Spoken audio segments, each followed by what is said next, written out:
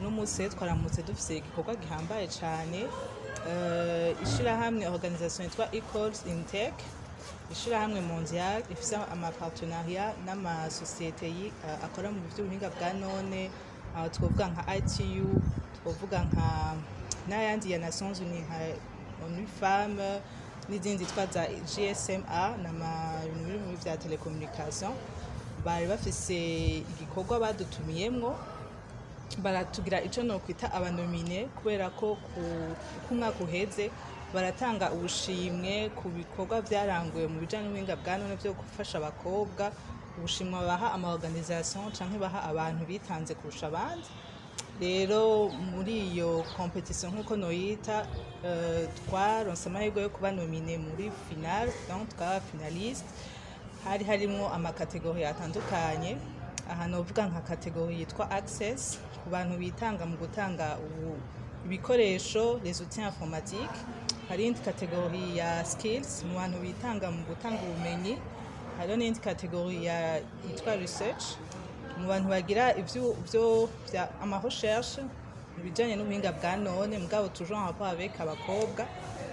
Hamwe rero n'indi yitwa leadership mu bantu bitanga mu bijanye bya leadership. Rero twebwe Femme Dev twabaye nomine, twabaye aba finaliste muri kategori yitwa skills. Alors no musi niho haba igikorwa nyezina cyo kuvuga abatsinze. Baradutumiye, normalement abantu byahora bishika ko twishikira ku kibanza ariko birabera, no mwaka byabereye mu gihugu ca Pologne, ariko ku bw'imvo za Covid babiteguye en ligne, donc on a pu suivre la compétition finale ngo novuga. No musi niho yabaye, aho bavuga rero abatsinze. Tukaba rero twaronse amahirwe adasanzwe yo gutsinda muri kategori yacu, bari badushizemo kategori skills yo gutanga ubumenyi no gufasha abakobwa kwijukira ivy'ubuhinga bwa none. Alors twaryohewe cyane, ntudashobora no gusigura, kubera ko sinubabesha, kubera ko c'était au niveau mondial.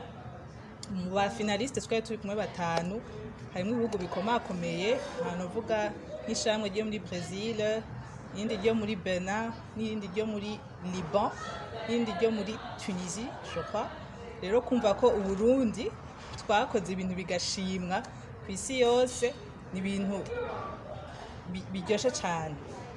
Ico tugiye kungukira si gito cyane, ico tugiye kungukira ni kuronka abadushigikira cyane, et aussi visibilité na crédibilité nkuko no bivuga, kubera ko ibintu birinze bishimwa n'abandi benshi baje bava ahandi.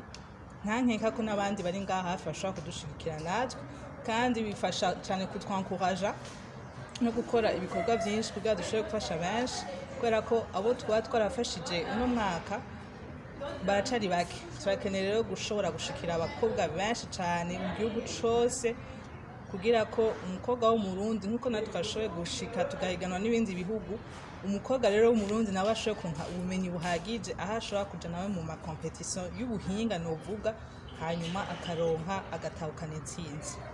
Yego cyane, tubandanye dusaba dushigikira, turateye akamo leta, turateye akamo amahinguriro ikorera utwabo mbese n'aya leta, turateye akamo n'abandi bantu bavyifuza ku giti cabo ko dushigikira cyane, tukabandanya dukora imirimo twihaye, eka mbere tukanayongereza tugashiramwo n'ibindi byinshi.